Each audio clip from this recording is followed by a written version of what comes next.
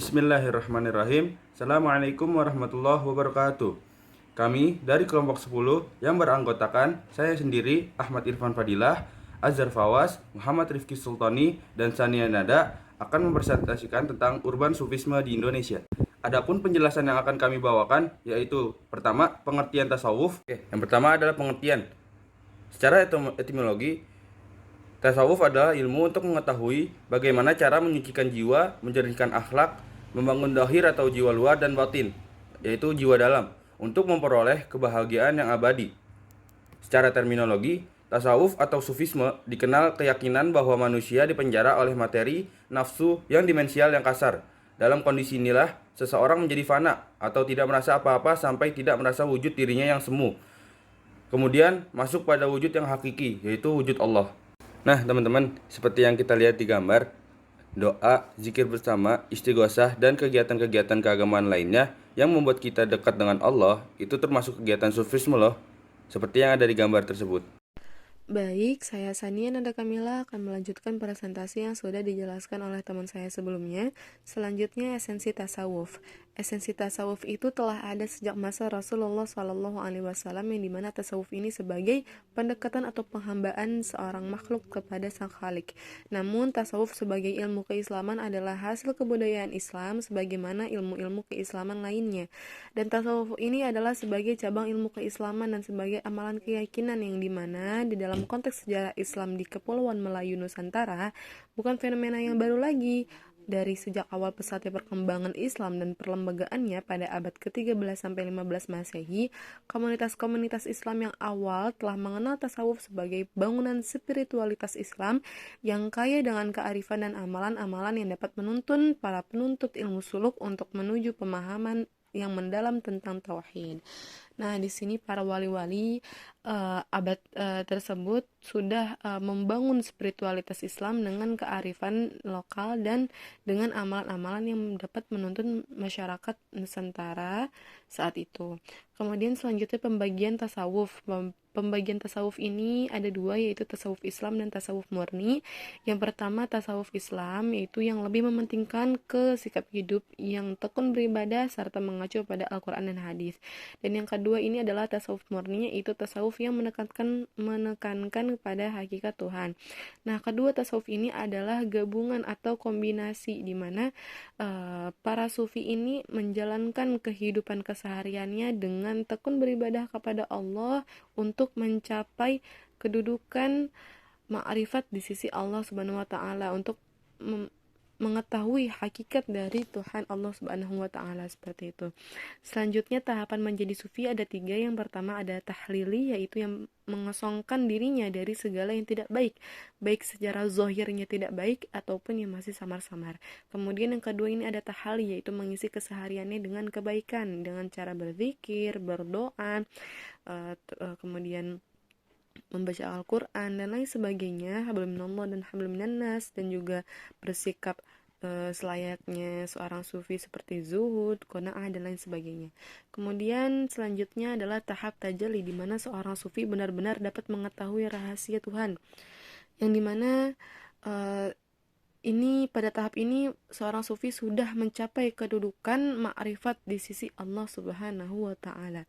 Kemudian selanjutnya adalah masa-masa tasawuf, terbagi menjadi tiga masa, yaitu yang pertama masa sufisme, itu tasawuf tradisional yang merujuk pada praktik keagamaan yang bersifat pasif dan jauh dari peran kemasyarakatan. Ya, hal ini karena tasawuf dikaitkan dengan konsep zuhud atau meninggalkan dunia. Nah, dari masa sufisme ini, para sufi zaman sufisme ini melakukan pendekatan diri kepada Tuhan dengan cara mendekatkan diri kepada Allah. Selanjutnya, meninggalkan hal-hal yang berkaitan dengan keduniawian, gitu, berkaitan dengan peran kemasyarakatan. Jadi jauh dari peran kemasyarakatan. Jadi beliau-beliau ini wali mastur, wali yang tidak dikenal oleh manusia, gitu, kecuali oleh orang-orang tertentu. Kemudian yang kedua yaitu masa neo-sufisme, yang dimana sesuai dengan perkembangan zaman, seorang sufi ini mendakwahkan dakwah Islam yang dimana sesuai dengan wilayah atau tempat yang akan didakwahkannya. Seperti contohnya Wali Songo dalam menyebarkan Islam itu menggunakan budaya lokal sebagai media dakwah, yang metode ini sangat efektif untuk membuat masyarakat Nusantara ini memeluk Islam tanpa adanya paksaan. Kemudian selanjutnya ada masa urban sufisme, yang dimana urban sufisme ini adalah upaya untuk menjadikan nilai-nilai sufistik dapat tetap diterima di kalangan masyarakat saat ini dan menjawab persoalan-persoalan masyarakat urban dengan menggunakan akses-akses yang lebih efisien dan efektif. Yang selanjutnya masa urban sufisme akan dijelaskan lebih lanjut oleh teman saya. Ya, bismillahirrahmanirrahim. Assalamualaikum warahmatullahi wabarakatuh. Saya Azhar Fawas akan melanjutkan dari teman saya sebelumnya, Saya akan menjelaskan urban sufisme. Urban sufisme merupakan sebuah fenomena sosial yang ditandai dengan meningkatnya gairah masyarakat urban terhadap praktik-praktik sufisme seperti zikir secara berjamaah, istighosah, diskusi ilmiah mengenai sufisme, dan sebagainya. Jadi urban sufisme itu adalah fenomena sosial yang sangat bergairah bagi masyarakat terhadap praktik-praktiknya. Contohnya apa nih? Seperti zikir secara berjamaah, istighosah, dan diskusi lainnya. Ahlinya yang dikenal sebagai sufi, yang tak jarang dikenal sebagai wali, guru, kerohanian, pemimpin organisasi tarekat, pendakwah, dan darwis atau fakir yang suka mengembara sambil berniaga untuk menyebarkan agama Islam ke berbagai pelosok negeri. Jadi sufi ini adalah orang yang menyebarkan urban sufisme ini.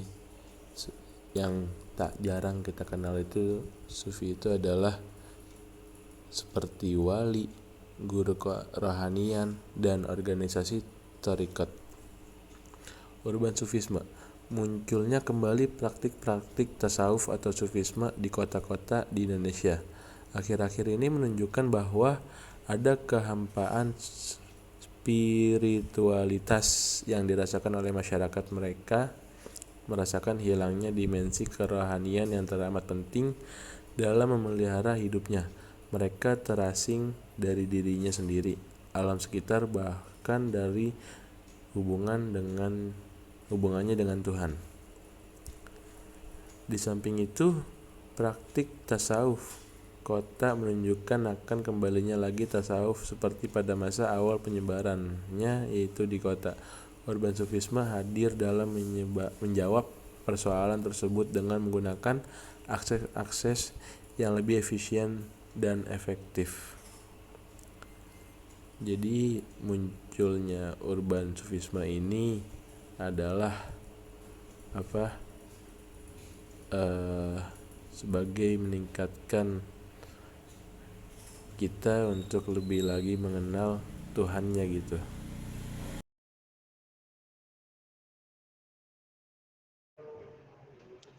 Saya akan melanjutkan presentasi teman saya sebelumnya, yaitu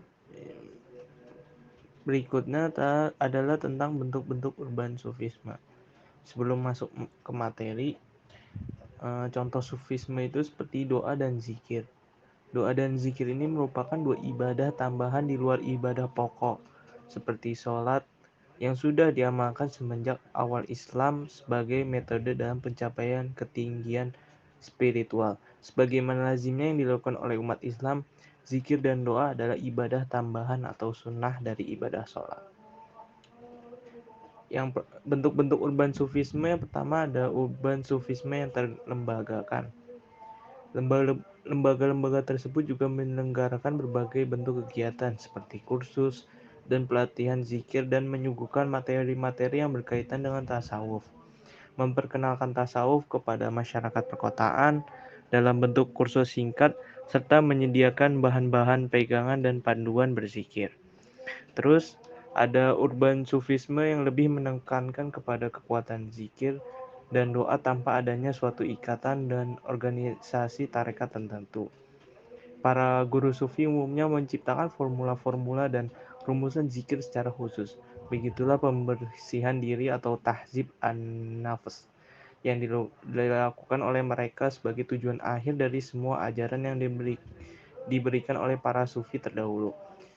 Yang terakhir, urban sufisme dengan organisasi tarikat yang konvensional seperti tarikat Khalwatiyah, Qadiriyah, Nasabandiyah, Tijaniyah, dan lain-lain. Organisasi ini pada mulanya muncul di perkotaan, kemudian bergeser ke pedesaan, dan pada akhirnya ini kembali lagi muncul di perkotaan. Sekian dari kami, kurang lebihnya mohon maaf. Wabillahi taufik wal hidayah. Wassalamualaikum warahmatullahi wabarakatuh.